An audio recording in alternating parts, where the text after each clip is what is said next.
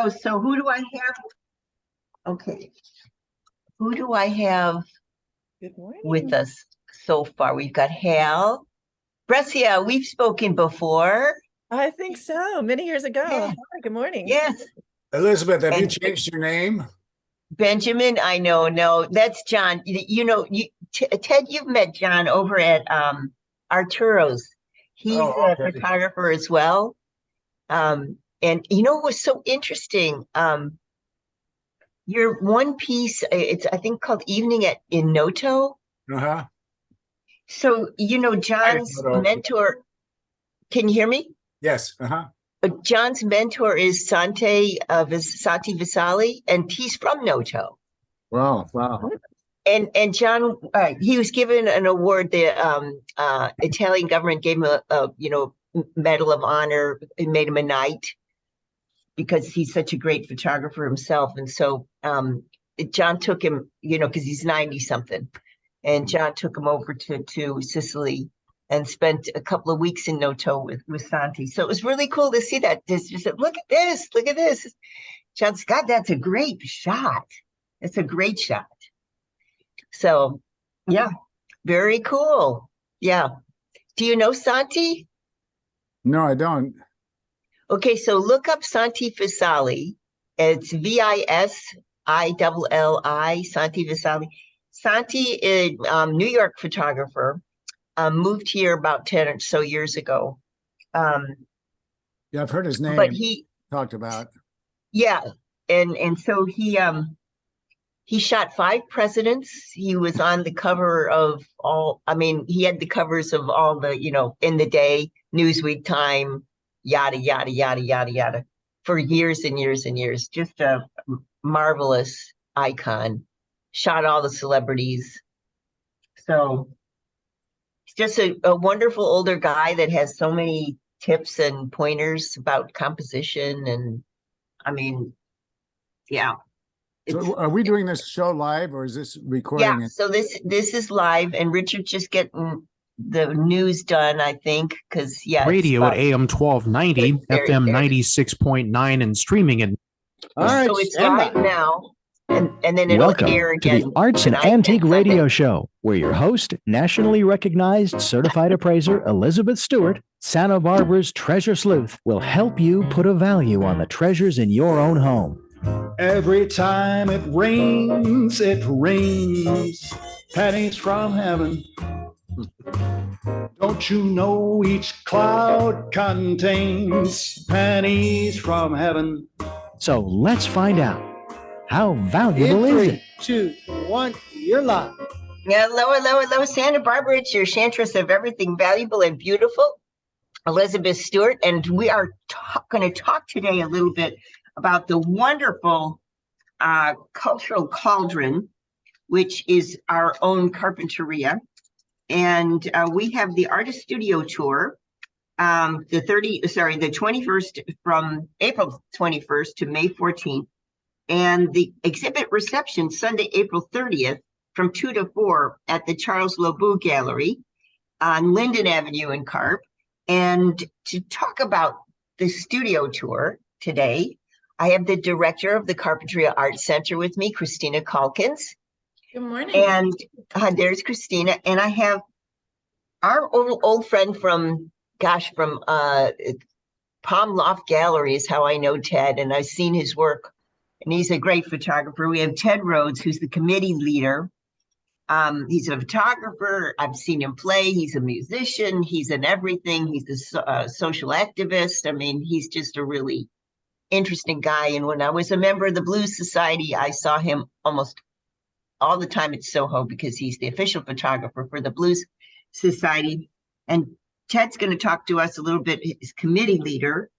And I discovered a new mentor, Hal Price, and I love the books. I ordered one of them. And my dog is named Bear. Hal Price is the author of a number of best-selling children's books that involve stories about, interestingly, fathers and sons. And Hal Price is an artist. He's on the studio tour committee. He's a photographer. He's an author. And he's a motivational speaker. And it's really cool because his website has a little bit of what he talks about. Just really fun for me to listen to last night and discover Hal. I'm going to talk to Hal a little bit. Ben Anderson, I fell in love with his work, and I'm thinking, where can I put a piece? I've got, so many things that are on every wall. I'm one of these like studio hangers where you start at the floor and go all the way up to the ceiling. I can probably work in a piece somewhere. Ben Anderson with us. And very, very interesting work, extremely interesting, water and sky, and just very evocative. So talked a little bit about Ben and his studio. And Brescia Kralovic-Logan is here. And Brescia and I have talked before because I was fascinated. I heard of her, and she's our own resident Ariadne, which is a mythological reference. And I mean it when I say our resident Ariadne, because, Ariadne, not only was she the one that got out of the maze in Greek mythology by virtue of her weaving, which is sort of counterintuitive, but not really. But she also is the founder of storytelling, because, when you weave a fabric, you're weaving the narrative. So that's why Brescia, I'm calling her our resident Ariadne, and a really cool work on the website for the studio tour, I gotta say. We're gonna talk a little bit about, like we just said, a resident Ariadne, the creative spiral. That was fascinating to read a little bit about that, and some of the shows she's been mounting all over actually the country. Super interesting, and just beautiful work. Art as a Catalyst for Change is her project, one of her projects. And I'm fascinated by the red fringe more than anything else. So I want to talk a little bit about that, but I want to start the interview with Ted, because he's the committee leader. We talked about this before, Ted. We were on the show a couple of times when we had the Carpinteria studio tours, and is it difficult to pull it together? I mean, somebody said, oh, well, it's like cats in a pillowcase, artists all together. It's a number of cats in a pillowcase being shaken up. Is that your experience? Was it pretty easy to pull this together? Well, I'd use a different metaphor. And in fact, in one respect, the logistical part of it, Christina and I, with Hal's help joining us this year, we don't really have a committee anymore because it's pretty straightforward what we do. Although coming out of the pandemic, we've had to kind of retool up. But because of my political experience, saving the bluffs and other things, I actually like to joke about this, and I hope the artists will forgive me because many of them are very technically inclined. But I say, instead of the artist studio tour, it's the anarchist studio tour. Did you hear that, anarchist studio tour? That's wonderful. And So I think I see that's most of the fantastic. artists present here are smiling, but they understand. I mean, some are really good on the internet, and some are just so focused on their art. And I understand that the right and left side of the brain don't always cooperate. But it has its moments of frustration. But if you come down to the group show, it's fantastic. And I don't want to speak very much because it's better to hear from the artists. And Hal joining me this year is an emerging artist in terms of his work. I think it's fair to say, but a lot of good work there. And I do want to remind you that the actual tour is Mother's Day weekend. It's the Saturday and Sunday from 10 to 5. 13th and 14th. It's the Summerland and Carpinteria Artist Studio Tour. We don't have a lot of folks from Summerland this year, but Porch, Diana Dolan at Porch is joining us with an Arizona artist that's quite exciting. So that it's nice to have some Summerland representation there. But and we do have a reception coming up, as you said. But it might be good to actually dig in and hear from a couple of us. Yeah, definitely. I want to hear from the artists. I want to just, if listeners are not from around our area or have a lot of exposure to the project that Ted referred to, the Save Our Bluffs was a major, major push. And it was all through the creative community in Carpinteria. When he talks about the Carpinteria artists being anarchists, yes, there is a tradition, especially in Carpinteria, of anarchist uprising through the creative cultural community there. And I'm glad to see that the studio tours is continuing in that spirit. And may I speak? Let's see, Richard, should we go to break now? I want to talk with Hal. Well, okay, Richard's saying we have a little bit of time before our break. Hal, just a little background. We're all good storytellers he's from the South, American South. You're a Welty tradition. We have Hal as a native of Columbia, South Carolina, and how he ended up in Carpinteria is, I think, an interesting story, but he comes out of complete corporate world, and was a branding expert for Fortune 100 companies. And I mentioned to my partner, I said he was representing a top tier U.S. athlete, and I never heard of NASCAR champion Jeff Gordon. Well, my partner's like, oh, he was something. And he came to Carpinteria in 2015. And as Ted is telling us, he's just jumped right into the creative community. And just really super interesting that there's somebody like Hal that ends up here. And Hal, tell me a little bit, where do you create? Where is there a place in your house? Is there a studio? Where do you create? I create when I'm walking in nature and in downtown Carpinteria. I see things. It's like God says cheese and I say snap. I walk my dog and I just take great pictures, and I just take them back home and say, what picture's begging to be created into something for other people to see today. And I'll put it up on my Facebook page, or I'll turn it into a piece of art. And I'm still learning. I wish I had the experience and the technique and stuff that Ted and Benjamin have. And speaking of walls, you don't need a wall if you buy one of Benjamin's pictures. It is a wall by itself. That is so much paint and so much beauty in one spot. I love what he does. But Okay, I gotta say I'm ready for it, because I have a passion. I have 3 murals, 3 WPA murals that I've saved from post offices and that sort of place, that's sort of where they hang. And the biggest one I have is 18 feet. Oh man.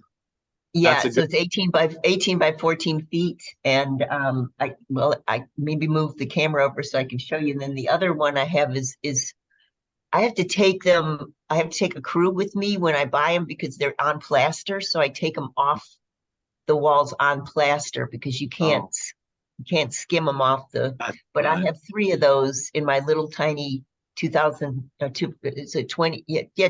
square foot condo. So if Ben works big, that's okay. I'm ready for it. So that's fantastic. What I love, Richard, go ahead. Christina's opened the doors for me to and other people to go into the school systems to show our art, to write poems about our art, to enter the poetry contest, and to kind of blend all of this creativity together. So we've had a lot of fun with National Poetry Month and looking at art and writing stories about art and talking about the loss of our eucalyptus trees during the storms and stuff, and the impact that the trees and have on the planet, and stories about the trees and how important they are to us and things like that. It's been a really great experience getting to first pre-K, 3rd, 4th, and 5th graders to talk about art, poetry, and just life in Carpinteria. I'm so glad you mentioned the trees. I think that's very interesting. The changes that we're experiencing that we're not really digesting yet. I know. Yeah, well, we'll talk a little bit about that. Richard's giving us a sign we got to go to a quick break. I want to talk with Ben a little bit. Ben, actually born in Clearwater, Florida, is kind of a youngster, but gosh, he's done Carnegie Art Museum showed him, Ventura County Museum of Art showed him, the Smithsonian has a piece in the Smithsonian National Portrait Gallery of his. The list goes on. I want to know, when we come back, the connection with the Alaska Indian Art Center in Haines, Alaska. I want to know about that. That is calling out right after that experience in 1998, 1997, previous to that, he was in the School of Leonardo da Vinci in Florence. So how do we get from Florence to Haines, Alaska? I mean, there's a story there, I know. So Richard, let's go to quick break, and then we're going to talk with Ben Anderson, who is, by the way, all the artists we're talking to today on the Carpinteria Artist Studio Tours happening Mother's Day weekend traditionally, and super excited because did we have one last year, Ted? Was there a show last? Was there? No, there was not. No, we didn't. And we had 2 hybrids during the pandemic, and then we just said this isn't feeling like the real tour. That's what I thought, because I think you were on in 2019, I think. Probably, yeah. 2019 was the last show. The last real full one, yeah. The last real Open Studios tour in 2019. So this is kind of a welcome home thing. Very cool. All right, Richard, let's go to quick break. Come back from the break. Let's talk with Ben Anderson, how he got from Alaska to Florence. Or no, from Florence to Alaska. There you go. Yeah. Don't turn that down. Back in a minute. All right, you're clear. And Haines, Alaska is actually a place I have surveyed on Google Earth or Google Maps over and over again. My wife and I have actually considered moving there. Oh, wow. Yeah, it's beautiful there in the summer. Yeah, and we don't mind the snow, just make sure you got plenty of firewood inside and you're good to go.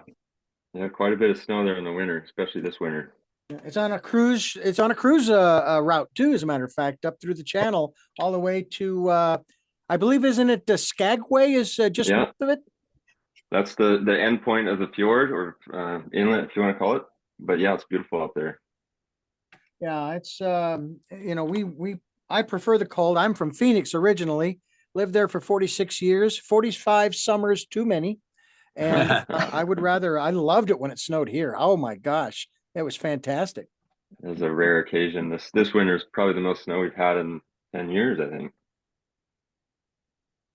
Yeah, I was mentioning your trees. It's so interesting because I have a small little condo in San Diego that's pretty close to the beach, and my son lives there and 2 grandkids. So I bought a little condo down there, and it's being renovated. And the guy that's renovating it says, well, we're doing our best, and it's taking a long time because we've had so much rain down here.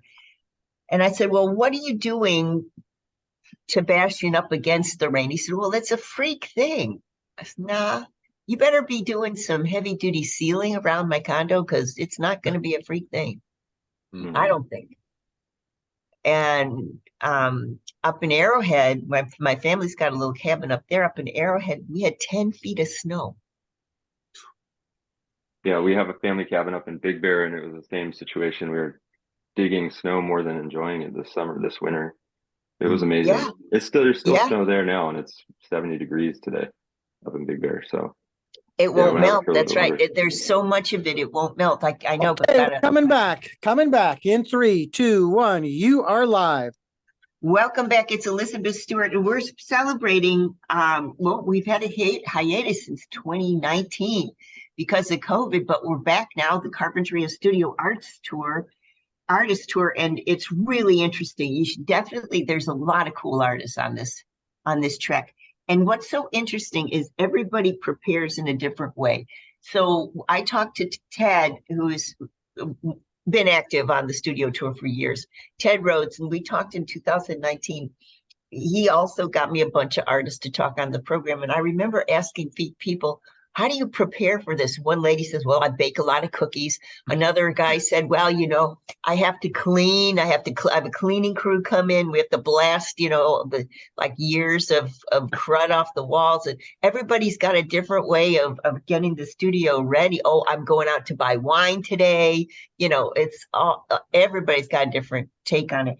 We introduced Ben, whose work was first exhibited at the DeYoung Museum. He was an emerging artist 2001, and he's been creating monumental paintings, as we talked about, for a long, long time. He was selected by Converse.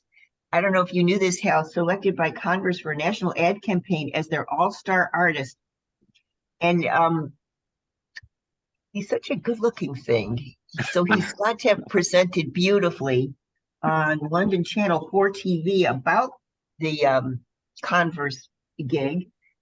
He's had solo and group exhibitions in New York, San Francisco, Venice, Los Angeles, etc.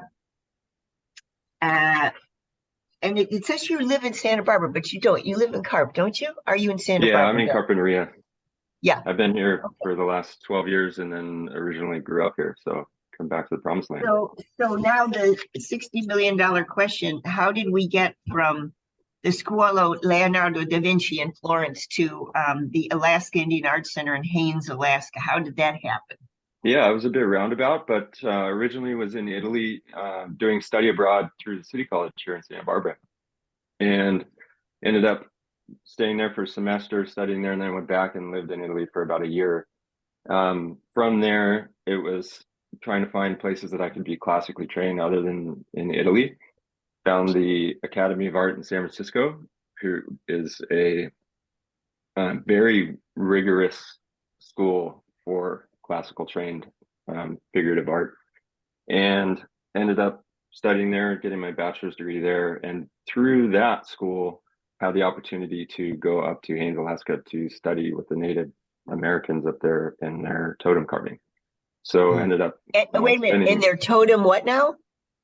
I studied their process of totem carving in Haines, Alaska. They have a Native American cultural center there that does quite a bit of traditional totem carving. And we got to make our own tools, work on some of the totems that were there, and then also got to go find our own large pieces of cedar and try and make our own totems while we were there. And that was what animals? project. What animals were on your totem?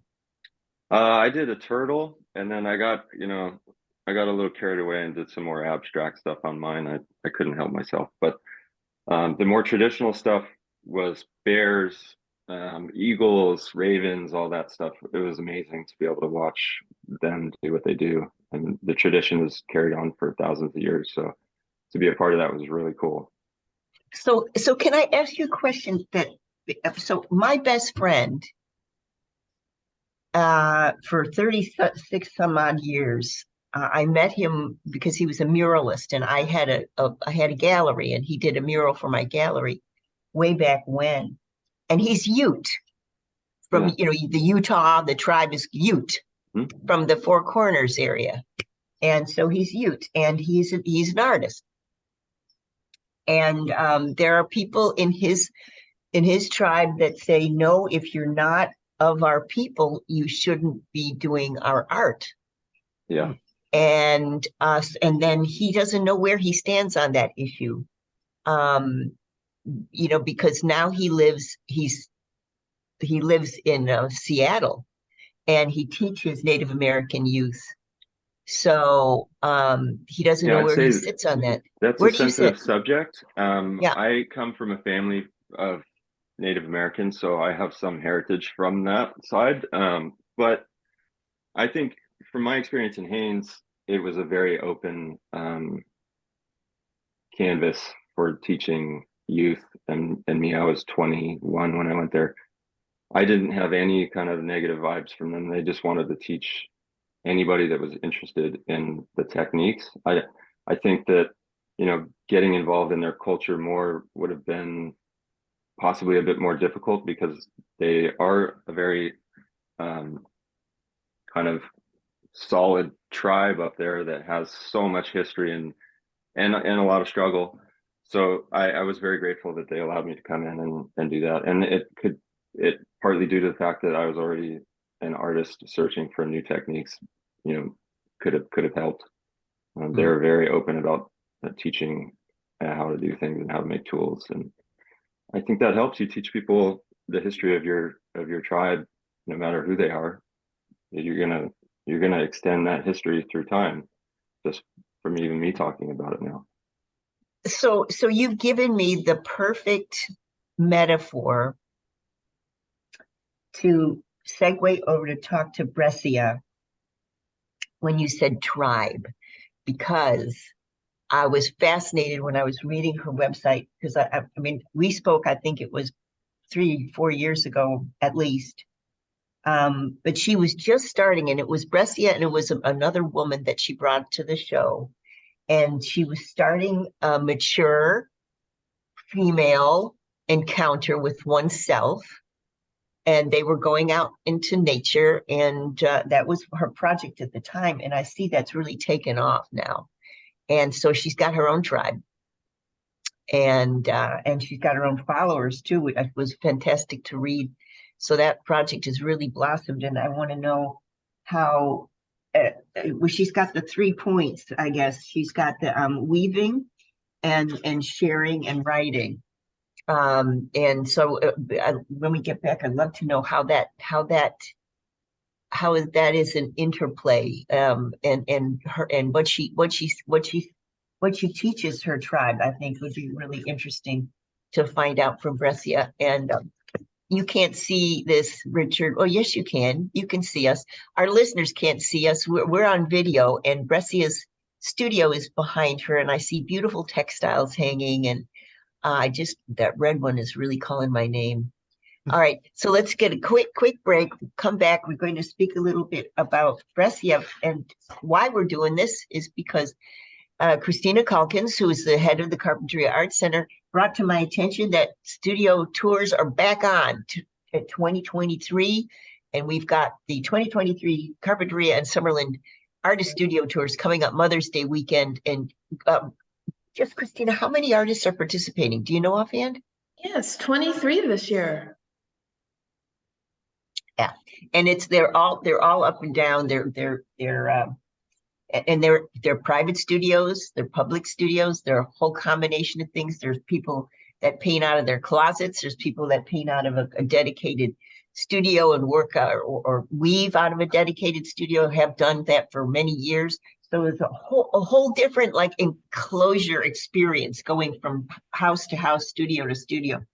Not to be missed, Mother's Day weekend. Don't turn that down. When we come back, Brescia's going to talk to us a little bit about what she's been doing the last 4 or 5 years since we spoke last. Don't turn that down.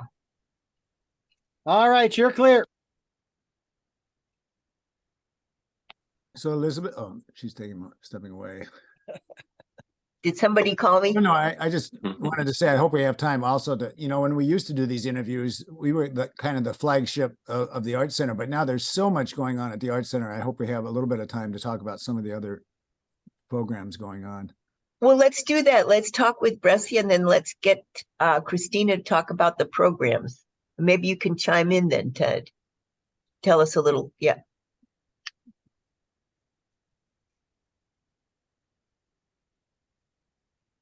Thank you for all being here today. Oh, it's a pleasure. Problem. Thanks for sorting it out. Yeah. It's a different experience. I have a question as to when I look up and see, I guess it's Richard making hand gestures that he must be doing stuff for another program while you're speaking. But it's like, I don't know if you see that, Elizabeth, but what's that? When we're speaking, I mean, I guess your colleague is onto another program, but he's making hand gestures and stuff that have nothing to do with our discussion.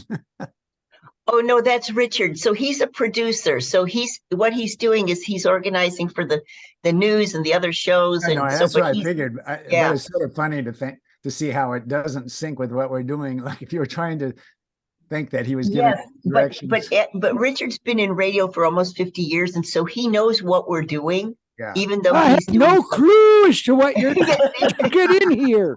Yes, he can listen. Like for example, he'll be describing something over the talk of someone, like even the news presenter. He'll be describing something, and he can tune stuff out like that, Well, and he can tune it in. I'm sorry, are you talking to me? Like disciplining some. Yeah, I'm bragging on you. All right, here we go. We are coming back. And 3, 2, 1, you're live. Welcome back. It's Elizabeth Stewart. We're talking about the Carpinteria and Summerland Studio Artist Tour. That's Mother's Day weekend, 23 artists, not to be missed.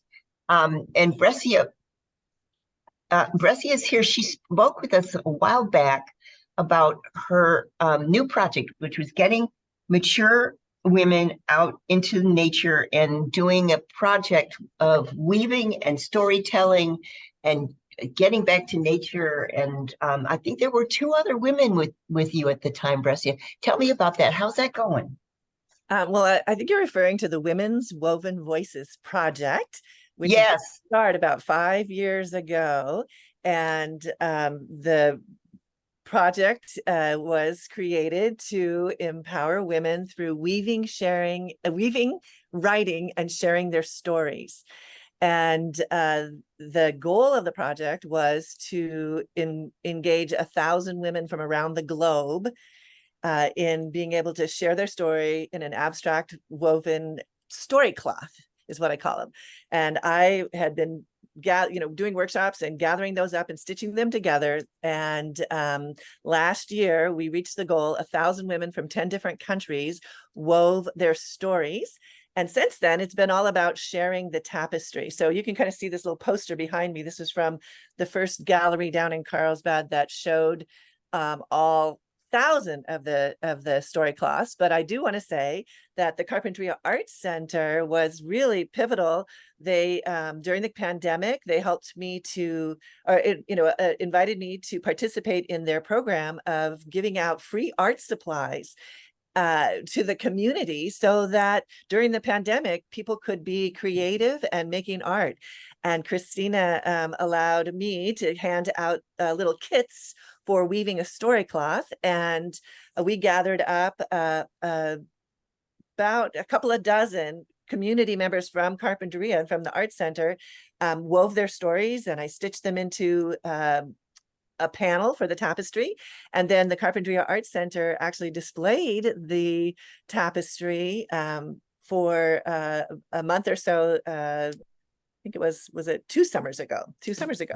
So so that really helped launch the project. And currently the project just travels. This summer, it's going to go to Chicago. It's going to be displayed at the Women's Village at the World Parliament of Religions in Chicago. So there's about predicted 10,000 people from all over the world coming to talk about human justice and dignity.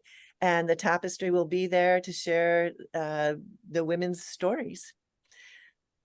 Okay, so each, so describe that. Yes, so there's little separate panels. Yeah, so basically, the weaving technique is this very simple technique where you weave on little soda straws. It's so simple that I knew that I could, that I could teach anyone. So on my website, womenswovenvoices.com, there's little tutorial videos, and it shows you how to set it up, how to weave. There's writing prompts, there's meditations, there's all of these things to help women to really mine their inner strength and to hopefully feel that they're a strong woman. And the whole idea was that in the face of the inequity, violence, and abuse that women experience around the world, women can take charge and be change makers.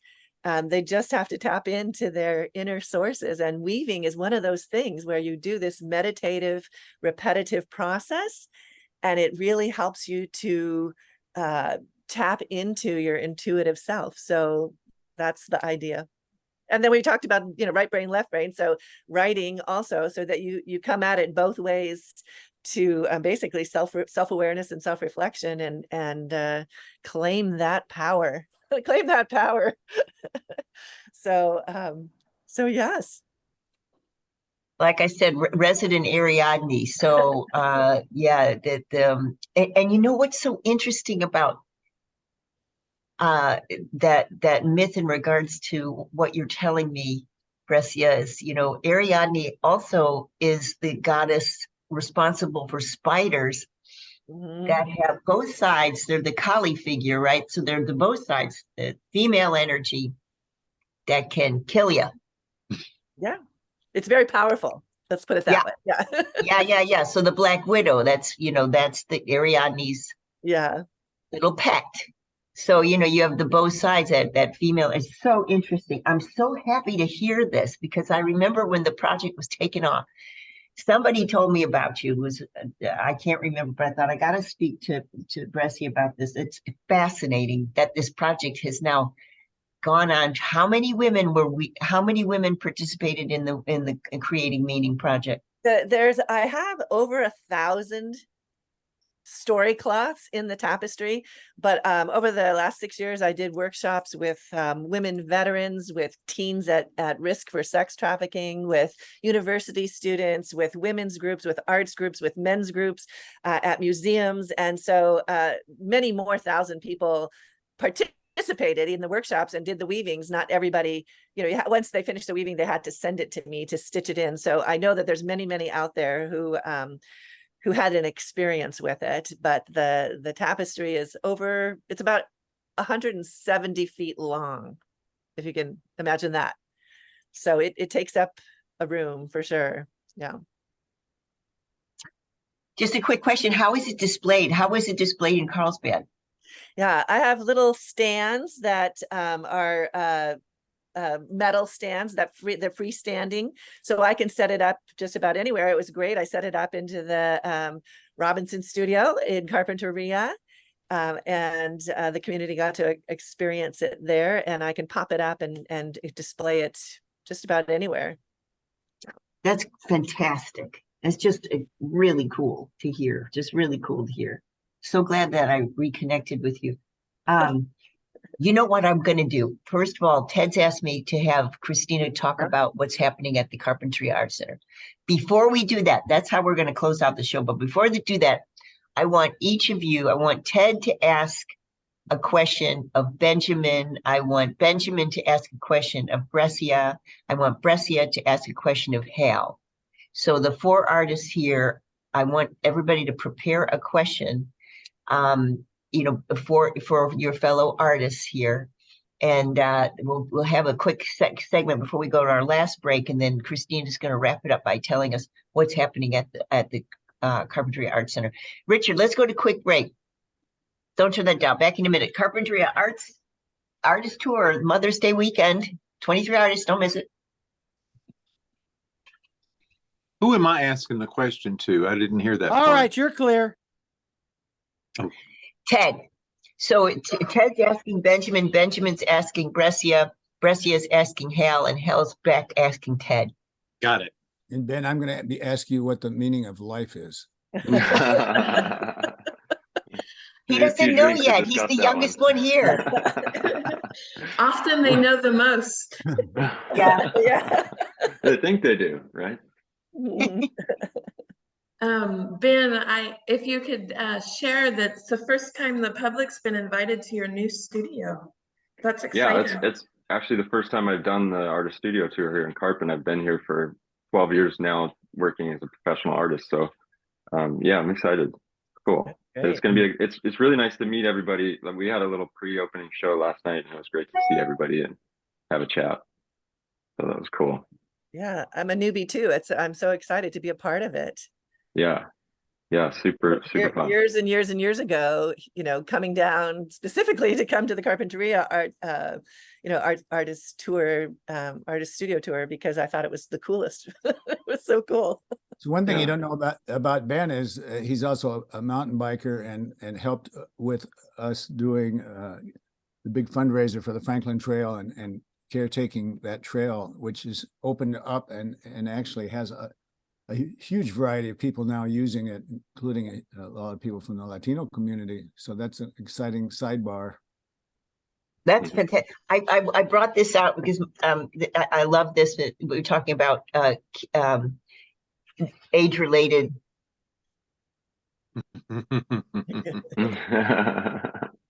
Yeah. I love this. This is a card from my cousin whose husband committed suicide. And it's like, oh my God, talk about tragedy, but this is her.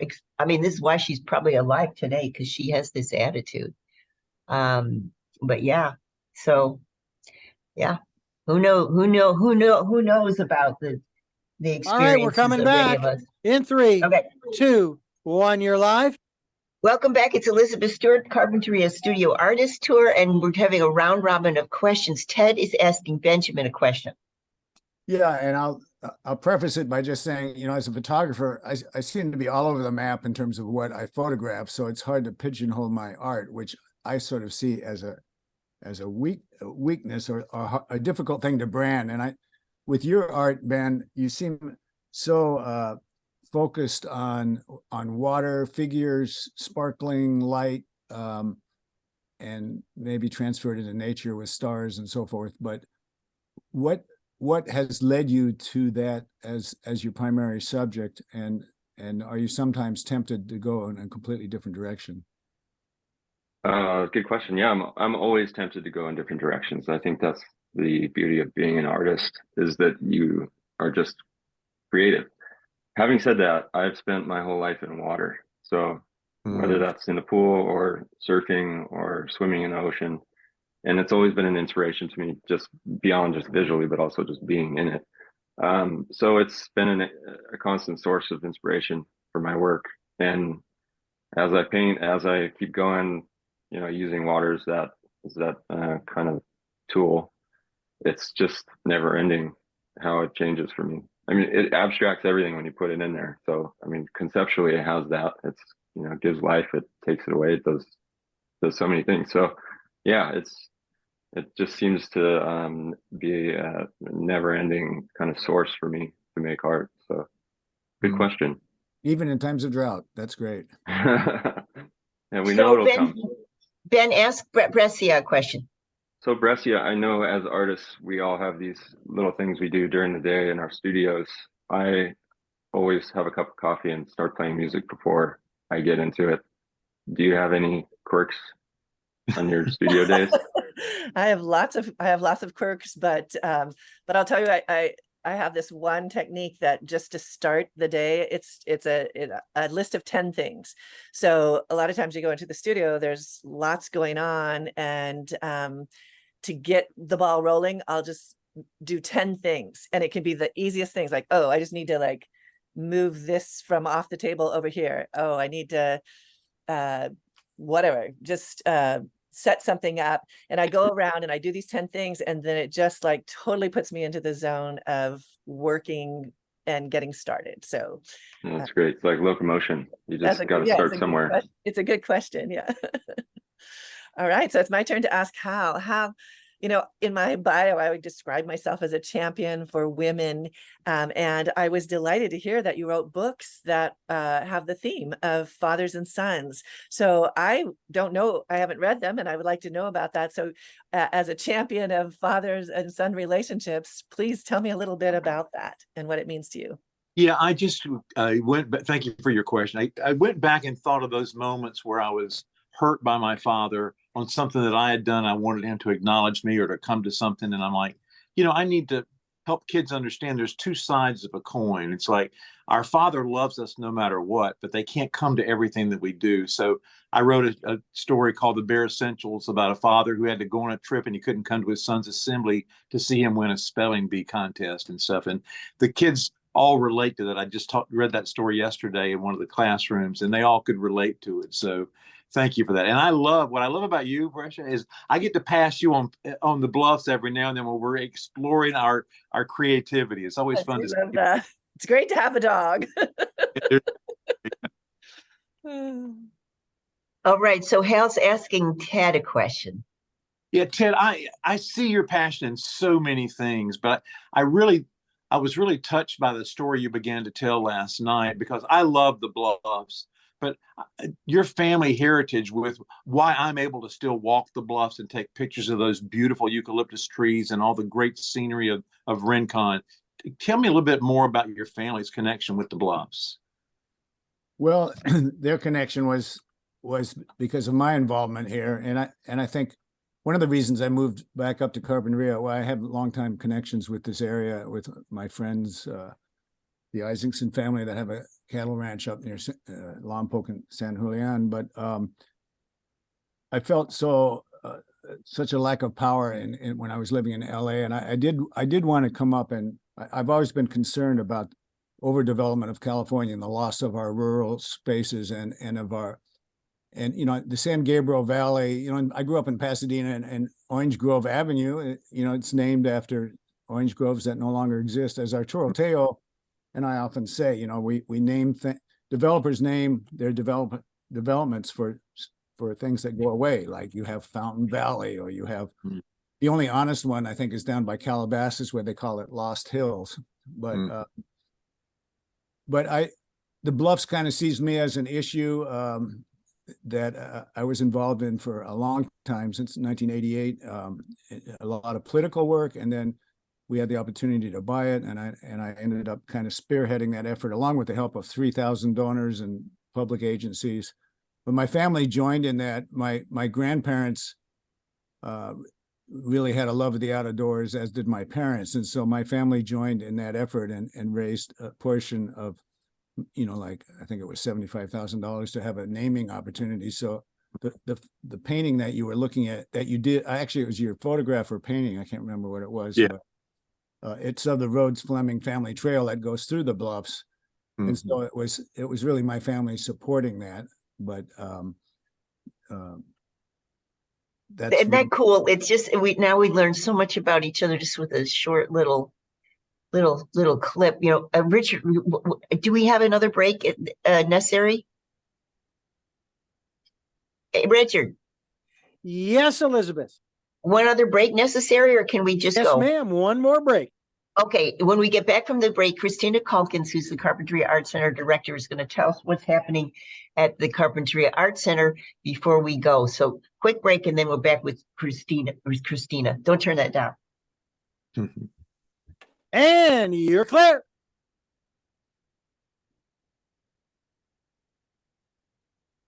I have a lot to say in a little time. Well, I tried to just talk real fast, and it'll be okay. Okay. No, it's a good thing we have so much going on here. Absolutely. I really want to highlight the wide range of artists we have represented on the tour. I think that's very exciting. I've learned so much just about my fellow artists here. This is being on this program about Ben and Brescia is like, I wonder about the other 20 artists. Benjamin, a friend of mine just dropped off a book that he just finished writing, a huge, great big book, but I'm a collector. Can you see that? Projectile points of the high plains. Cool. Yeah. So, yeah. So I've got this massive book about. So all arrowheads and spears. Points, and, yeah. Yeah, that's very cool. And what's so amazing about these, most of these that I collect anyway, most of these are about 10,000 plus years old.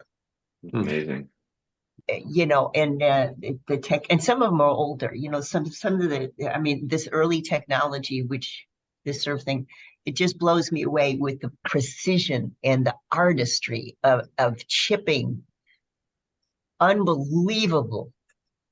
Yeah, before iron and metal came, it was a whole nother ball game. So that was stuff that I learned also up in Alaska, was what they were doing before they had leaf springs to turn into chisels and carving tools. So yeah, it took a little bit longer.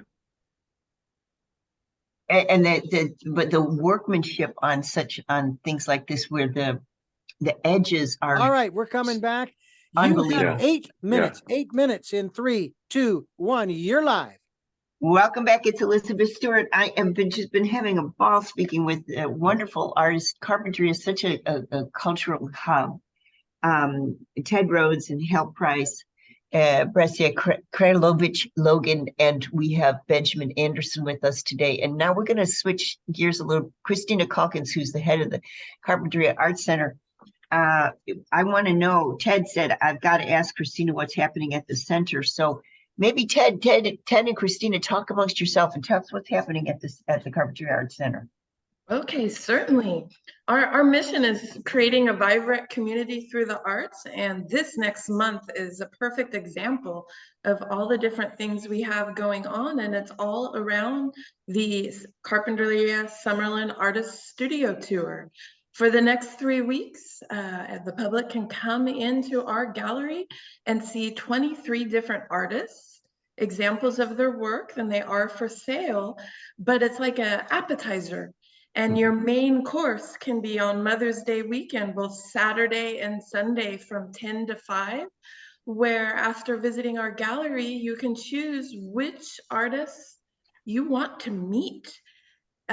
You look at the art in our gallery and then get to go out to the studio and have a very intimate experience in these studios, which often you walk through people's personal gardens, their homes, you hear the story of the artist and what inspires them, and then you're connected to their artwork. And during this whole month and a half long, we have lots other things going around this gallery exhibit. We have a volunteer fair this Saturday at 2 o'clock, and there's 16 different nonprofits from our community coming together around the art and sharing about their nonprofits. And then the very next day, an international food fair put on by 3 Rotary clubs in our courtyard.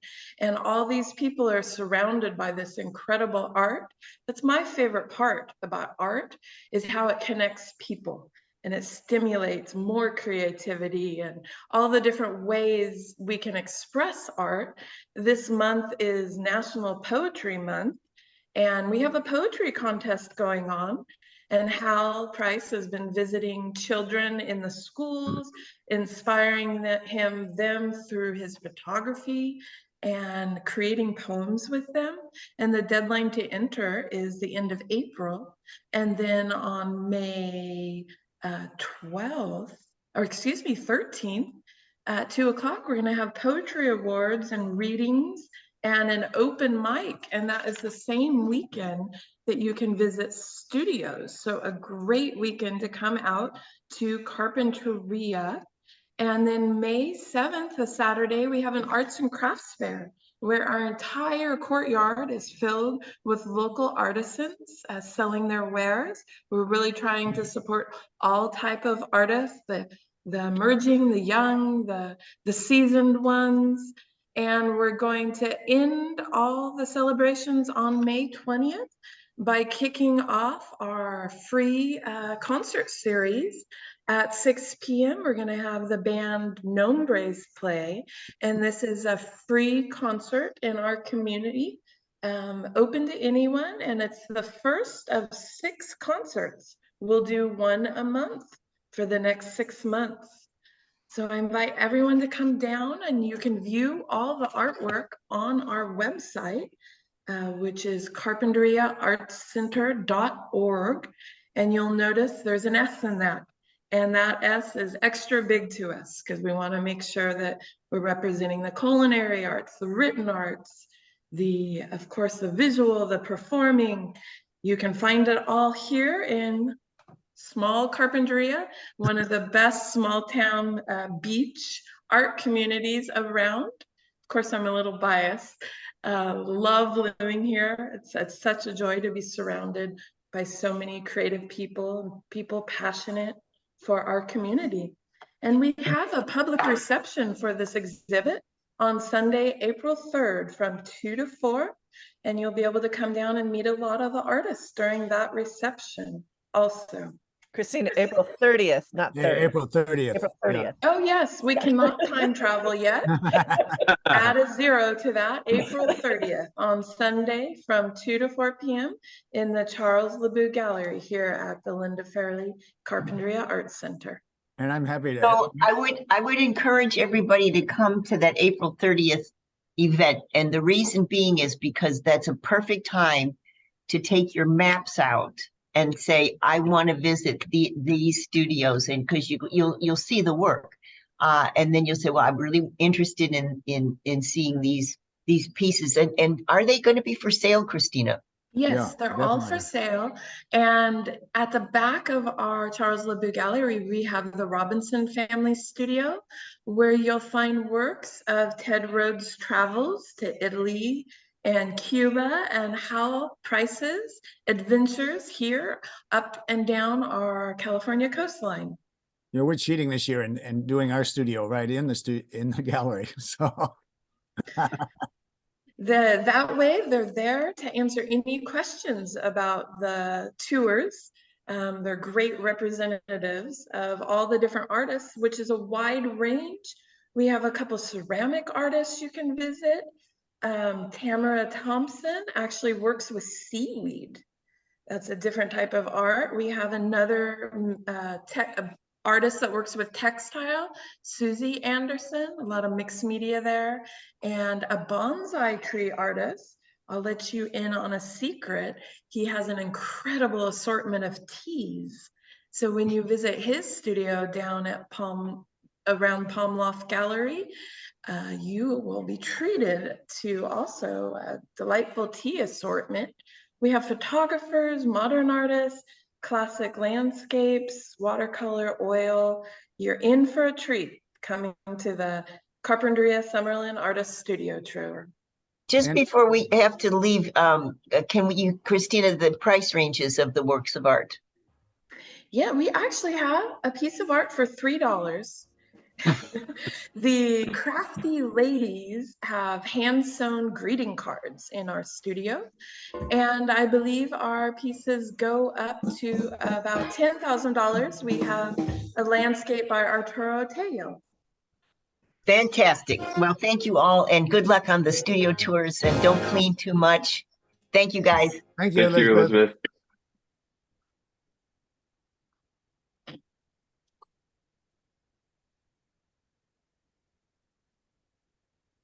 All right, you are clear. So guys, so that was live, and it'll re-air tonight at 8 on AM 1290, but you can also, I'm going to send a link to Christina of the show. And my deal with the studio is that in lieu of paying me, I give the show to the artist. So if there's like bits and pieces of it that you like, or you want to use it, Christina, for the promotion of anything. So you can take bits out. You can do what you want with what we've recorded. So Richard will send me a little clip of it. Well, the whole show, actually. He'll send me the whole show, and you can do with it in what you want. So, but thank you. Thank you so much, Elizabeth. Thank you, Elizabeth. This is great. Great Yeah, learning it really was. What hell? You guys, it's great.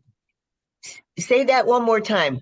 I said it was so great learning about all of these guys. I didn't know a lot of this stuff. It's a deeper connection for all of us.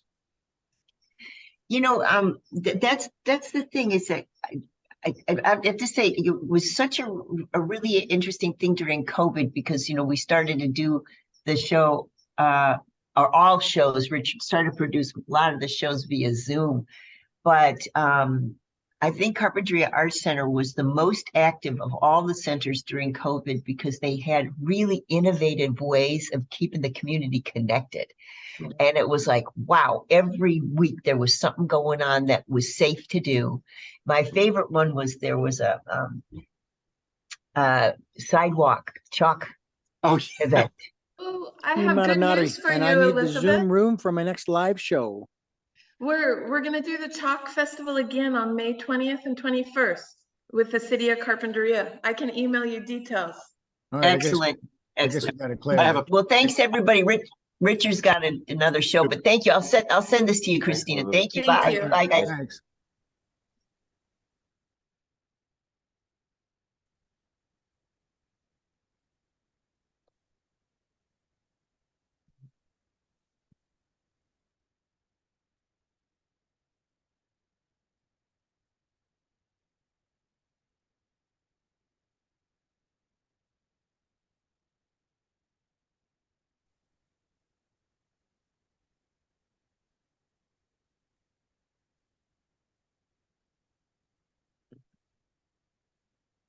Hello. Hello, baby. Anna, what's your t-shirt say? Hey, Richard. Same one you saw on the. Let me see it again. True Love 9 Never Dies. Is that his number? Yep. Good job.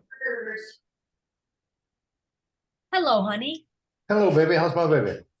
Just fabulous. Oh, good. Positively marvelous. I'm happy to hear that.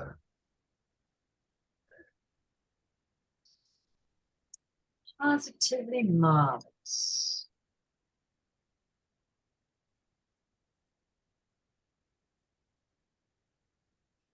What is that?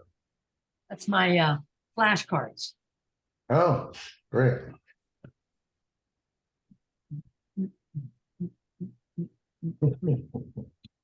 Hey, so how are you guys today? What's up? What's new? How's it hanging? I realized that I need your help to shake the poofta. I had a dickens of a time alone this morning making my bed. Oh, yes, it's definitely a two-man job. You need to get Nancy to help you. Oh, yeah. That's what we pay her for. I'd go That's what unpuffed. personal assistants are for, is to do things like help you. Yeah, but you gotta be selective about what your issue is. Well, I'm sorry, you just get a guy off the street then, you know? Say, No, hey, no, next time no. some guy walks by, say, hey, can you come in here? I need help shaking. Help me shake the poofta? We're getting a little check from Tracewell today, FYI. How little?